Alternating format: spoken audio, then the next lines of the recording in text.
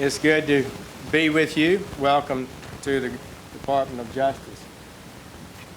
Jody, thank you for being with me. He is my chief of staff, and Jody has been almost 20 years in the Department of Justice. Let me share a few thoughts. First, about the comments that I made to the committee that have been said to be incorrect and false. Let me be clear. I never had meetings with Russian operatives or Russian intermediaries about the Trump campaign. And the idea that I was part of a, quote, continuing exchange of information during the campaign between Trump surrogates and intermediaries for the Russian government is totally false. That is the question that Senator Franken asked me at the hearing, and that's what got my attention as he noted it was just breaking news, and it got my attention, and that is the question I responded to. I did not respond by referring to the two meetings, one very brief after a speech, and one with two of my senior staffers, professional staffers, with the Russian ambassador in Washington, where no such things were discussed. In my reply to the question of Senator Franken was honest and correct as I understood it at the time. I appreciate that some have taken the view that this was a false comment. That is not my intent. That is not correct. I will write the Judiciary Committee soon, today or tomorrow, to explain this testimony for the record. Secondly, at my confirmation hearing, I promised that I would do this.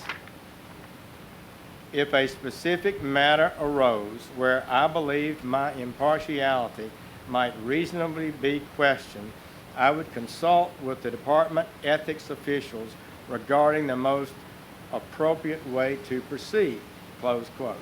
That's what I told them at the confirmation hearing. I have been here just 3 weeks today. A lot has been happening in this 3-week period. I wish I'd had more of my staff on board, but we're still waiting for confirmation for them. Much has been done, much needs to be done, but I did and have done as I promised. I have met with senior officials shortly after arriving here. We evaluated the rules of ethics and recusal. I have considered the issues at stake. In fact, on Monday of this week, we set a meeting with an eye to a final decision on this question.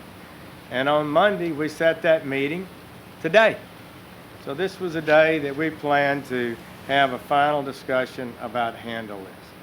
I asked for their candid and honest opinion about what I should do about investigations, certain investigations. And my staff recommended recusal.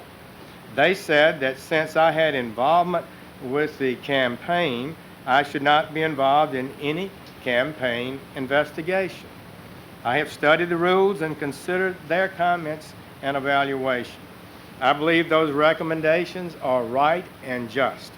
Therefore, I have recused myself in the matters that deal with the Trump campaign. The exact language of that recusal is in the press release that we will give to you. I've said this, quote, I have now decided to recuse myself from any existing or future investigations of any matter relating in any way to the campaigns for President of the United States.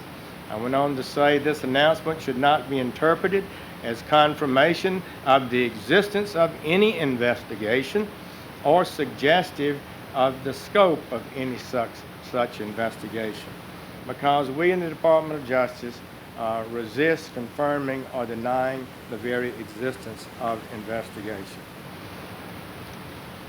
So, in the end, I have followed the right procedure, just as I promised the committee I would, just as I believe any good Attorney General should do. and a proper decision, I believe, has been reached. So I thank you for the opportunity to make those comments and would be pleased to take a few questions. Okay? Just to clear up any confusion over this, could you just explain a little bit about the September 8th meeting, who on your staff was there, and what was discussed with the Russian ambassador? The Russian ambassador apparently sent a staffer to my office, I did not see him, and asked for a meeting, as so many of the ambassadors were doing. And we set up a time, as we normally did, and we met with him. Two of my senior staffers were there, and maybe a younger staffer too, and they both retired Army colonels and not politicians, and we had we listened to the ambassador and what his concerns might be. Well, it was just normal things, such as I started off by saying, I don't remember a lot of it, but I do remember saying I had gone to Russia with a church group in 1991, and he said he was not a believer himself, but he was glad to have church people come there. Indeed, I thought he was pretty much of an old style Soviet type ambassador. And so we talked about a little bit about terrorism, as I recall, and somehow the subject of the Ukraine came up. I had the Ukrainian ambassador in my office the day before, and to listen to him, nothing that Russia had done nothing that was wrong in any area, and everybody else was wrong with regard to the Ukraine. It got to be a little bit of a testy conversation at that point. It wrapped up. He said something about inviting me to have lunch. I did not accept that, and that never occurred. I don't recall, but most of these ambassadors are pretty gossipy, and they liked, this was in the campaign season, but I don't recall any specific political discussions. All right. Do you recall meeting with Ambassador Kislyak any other times? I don't recall having met him. I mean, it's possible. I'm on Armed Services Committee and things happen, but I don't recall having met him before those two meetings.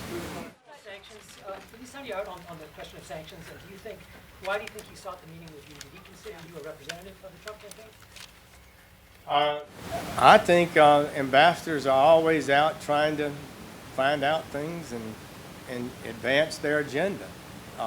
Most of the countries that ambassadors I met with, they would lay out the case for Ukraine would lay out its case, Poland laid out its case, Latvia, Lithuania, Hungary, Japan, Canada, Australia. I met with all of those ambassadors over the year, and so I think that's why they...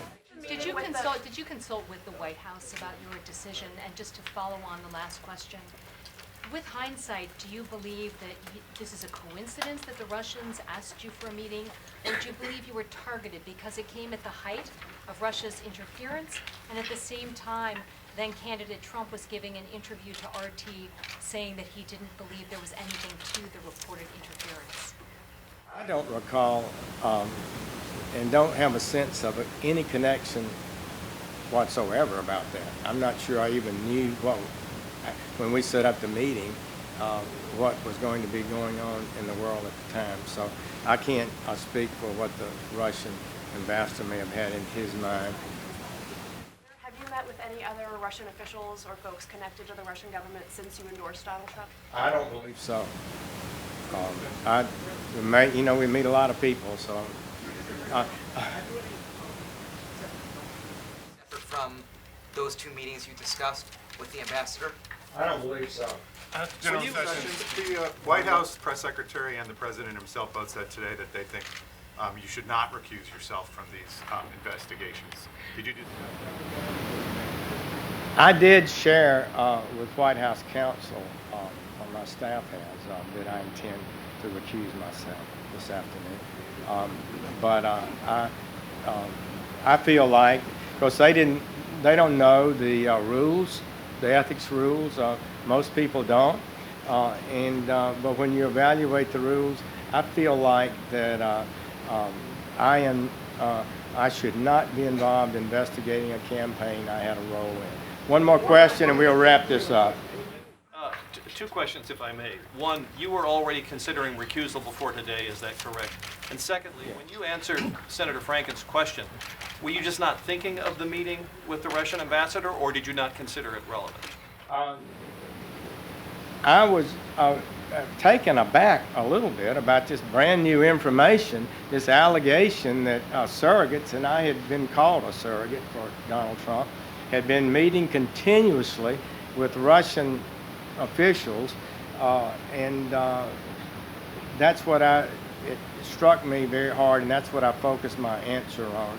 And in retrospect, if I should have slowed down and said, but I did meet one Russian official a couple of times, that would be the ambassador. Thank you all. Take care.